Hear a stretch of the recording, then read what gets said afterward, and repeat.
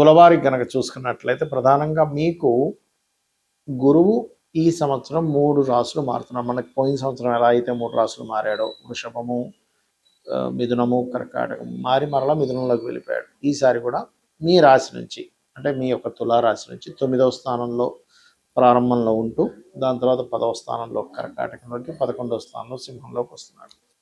So వీటి మూలంగా కలిగేటువంటి ఫలితాలు ఏమిటి, ఏ విషయాల పట్ల మీరు జాగ్రత్తగా ఉండాలి, అదేవిధంగా దేశకాల పరిస్థితుల్లో కూడా దీని మూలంగా కలిగే మార్పులు ఏమిటి అనేటువంటి అంశాలు చెప్తుంది నేనైనప్పటికీ చెప్పిస్తుంది సాక్షాత్ లలిత అమ్మవారిగా భావిస్తూ ఆ లలితాంబిక అమ్మవారి యొక్క అనుగ్రహం మీకు పరిపూర్ణంగా కలగాలని మనస్ఫూర్తిగా కోరుకుంటూ, ఇక్కడ గమనించినట్లయితే మీకు 9లో ఉన్నప్పుడు సర్వసాధారణంగా తులా లగ్నానికి గురువు పాపి కాబట్టి కొంచెం బ్యాంక్ ట్రాన్సాక్షన్స్ అలాగే గురువులతో కొంచెం జాగ్రత్తగా ఉంటుంటారు. ఒక్కోసారి మిస్గైడ్, మీకు వాళ్ళకి వచ్చినటువంటి కొన్ని మిస్కమ్యూనికేషన్స్ వల్ల మిస్గైడ్స్ జరుగుతూ ఉంటాయి. ఇది ఎప్పటి వరకు, జూన్ 1వ తేదీ వరకు గుర్తుపెట్టుకోండి. జూన్ 2 నుంచి దశమ స్థానంలోకి గురువు వస్తున్నందుకు ఇక్కడ పాజిటివ్ నెగిటివ్ రెండు ఉంటాయి. ఎందుకు నేను రెండు ఉంటాయని చెప్తున్నానంటే పాజిటివే ఉండాలి కదా అంటే, ఇక్కడ గురువు యొక్క స్వరూపం మారింది, ఇది ప్రధానంగా గుర్తుపెట్టుకోండి. ఎప్పుడైతే గురువు యొక్క స్వరూపం మారిందో ఇది ఇచ్చేటువంటి రిజల్ట్ ఏమిటి అంటే, గురువు ఎప్పుడైతే దశమంలోకి వస్తున్నాడో వృత్తి సంబంధించిన విషయంలో మంచి అనుకూలత ఇస్తాడు. At a same time stress కూడా ఎక్కువగా ఉంటుంది. ఇదే గురువు మరలా మీకు 11వ స్థానంలోకి మారినప్పుడు వ్యాపార అభివృద్ధులు ఇస్తూ ఒకవైపు ఎక్కువ లాభాలు వస్తాయనేటువంటి దీంట్లో ఒక్కొక్కసారి రాంగ్ స్టెప్స్ కూడా పడుతుంటాయి. ఆ యొక్క విషయాలు కాస్త జాగ్రత్తగా ఉండాలి. ఎలా ఉంటుందంటే, మనకు ఒక పక్క బాగా లాభాలు వస్తున్నాయి అనుకోండి, ఏదైనా వ్యాపారంలో మనం ఏం చేస్తాము, అని బాగా వస్తున్నాయి కదా దీంట్లో ఇంకెందుకు ఎక్కువ ఇన్వెస్ట్మెంట్ చేయకూడదు, ఓవర్ ఇన్వెస్ట్మెంట్స్ చేస్తూ ఉంటాం. అటువంటి విషయాల పట్ల మీరు జాగ్రత్తగా ఉండాలి. ఇక మీరు నిత్యము చేయవలసిన దేవతారాధన దుర్గా ఆరాధన, చండీ పారాయణం చేయండి.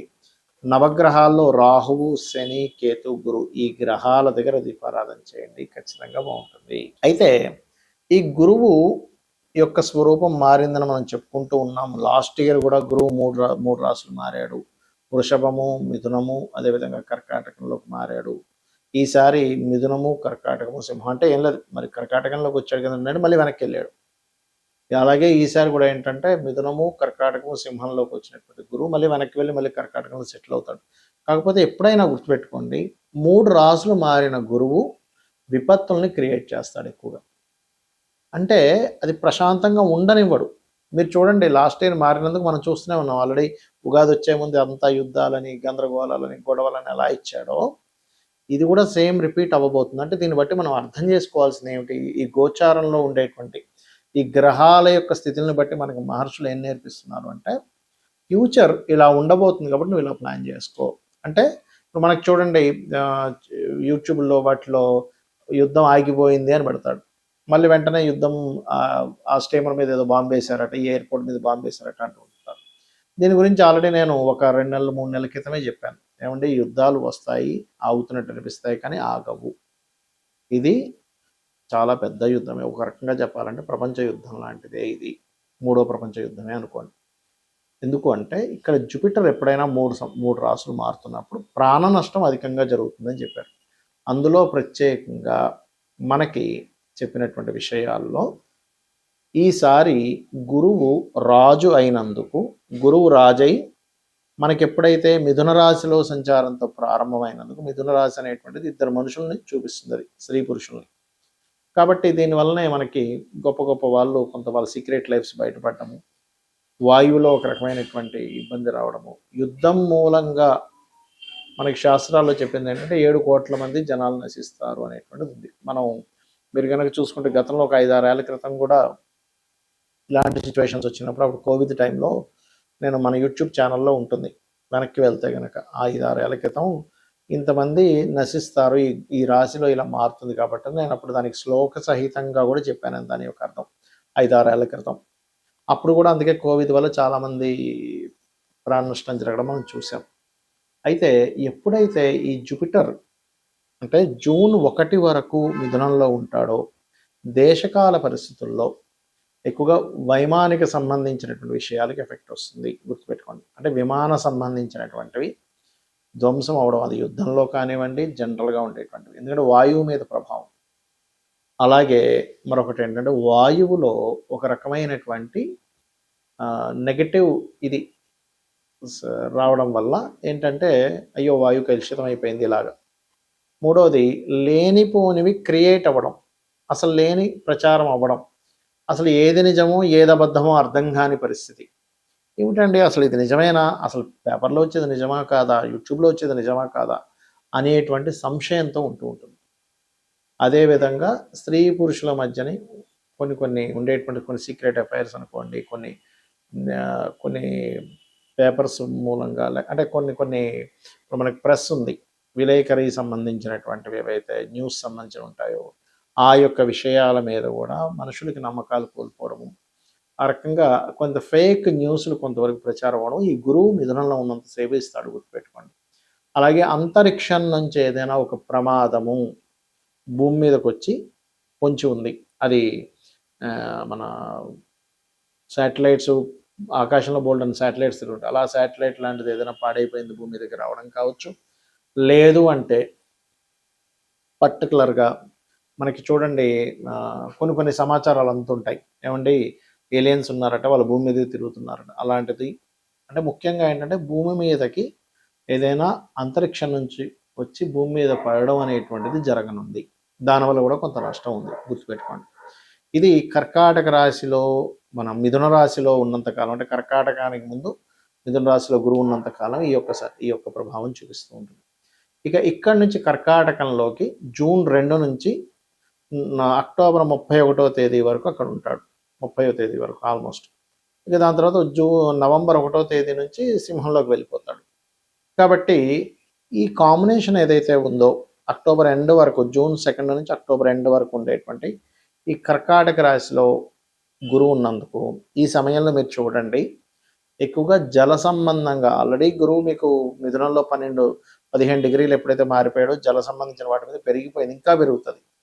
అయితే ఆ సమయంలో యాక్సిడెంట్స్ విపరీతంగా అవుతాయి. అందుకని మనం వాహనం వెళ్ళేటప్పుడు కాస్త అప్రమత్తంగా ఉండండి. ఇంటి నుంచి మనం బయలుదేరేటప్పుడు 1కి 4 సార్లు మనం ఎక్కడికి వెళ్తున్నాము, సరైన వాహనమా కాదా, సరైన సమయంలో బయలుదేరుతున్నాము, లేదా దుర్ముహూర్తాల్లోని వీటిలో బయలుదేరుతూ ఉంటాం, దుర్ముహూర్తము గండము ఈ సమయాల్లో, అటువంటి సమయాల్లో బయలుదేరకండి, ఎందుకంటే అది లింక్ ఉంటుంది అక్కడ. అలాగే మీ ఇష్టదైవాన్ని తలుచుకొని బయలుదేరండి, గుర్తుపెట్టుకోండి ఇది. ఎందుకంటే కర్కాటక రాశిలో గురు సంచారం జరిగేటప్పుడు వాహన ప్రమాదాలు అసలు మనం ఊహించలేం, అన్ని ఎక్కువ జరుగుతుంటాయి. కాబట్టి ఇంటి నుంచి మీరు మనస్ఫూర్తిగా మీ ఇష్టదైవాన్ని తలుచుకొని బయలుదేరినట్లయితే మీరు హ్యాపీగా ఉంటారు, మీకు ఎటువంటి ఇబ్బంది కలగకుండా ఉంటుంది. ఇది చెప్పడం కోసం ఆ విషయం చెప్పాల్సి వస్తుంది. ఇక 3వ విషయం ఏంటంటే ఈ జలము కలుషితం అవ్వడం, జలం మూలంగా గొడవలు రావడం, కర్కాటక రాశిలోకి గురువు వచ్చినందుకు జలం మూలంగానే కొన్ని దేశాల మధ్యన ఇబ్బంది రావడం, కొంత ఫుడ్కి ఇబ్బంది రావడం, ఫుడ్లో కొంత కలుషితాలు ఏర్పడడం, ఇట్లాంటివన్నీ కూడా ఇస్తుంది అక్కడ. ఇక ఇదే సింహరాశి నుంచి మన కర్కాటక రాశి నుంచి ఎప్పుడైతే సింహంలోకి నవంబర్ నుంచి ఎంటర్ అవుతాడో అక్కడ కలిగేటువంటిది ముఖ్యంగా నాయకుల మీద ఎఫెక్ట్ చూపిస్తుంది. అది పొలిటికల్ రిలేటెడ్, సీఎంలు అనుకోండి, పిఎంలు అనుకోండి, ప్రెసిడెంట్లు అనుకోండి, ప్రపంచవ్యాప్తంగా ఉండేటువంటి పెద్ద పెద్ద వాళ్ళు ఎవరైతే ఉంటారో, పొలిటికల్ రంగాల్లో ఉండేటువంటి వారు ఎవరైతే ఉంటారో వాళ్ళ మీద పూర్తిగా నవంబర్, డిసెంబర్, జనవరి మాసాలు ఎక్కువ ప్రభావం చూపించనుంది, గుర్తుపెట్టుకోండి. మరి ఈ ప్రభావాలు సామాన్య ప్రజలకు దేని మీద చూపిస్తుంది అంటే ఆరోగ్య సంబంధించిన దాని మీదకి వస్తున్నాడు జూపిటర్, ఎందుకంటే ఆరోగ్యానికి కారకుడు రవి కదా. అందుకని ఆ సమయంలో వీలైనంత మట్టుకు హోమ్ రెమెడీస్ కొన్ని ఉంటాయి మనం ఇంట్లో పాటించేవి, కొంచెం కొంత కషాయం లాంటిది ఏదైనా తీసుకోవడము, ఎటువంటి హెల్త్ ఇష్యూస్ రాకుండా ఉండడం కోసం మనం కోవిడ్ టైంలో కొన్ని పాటించాం, ఇంట్లో ఉండి చక్కగా పాటించడం వల్ల హ్యాపీగా ఉన్నారు.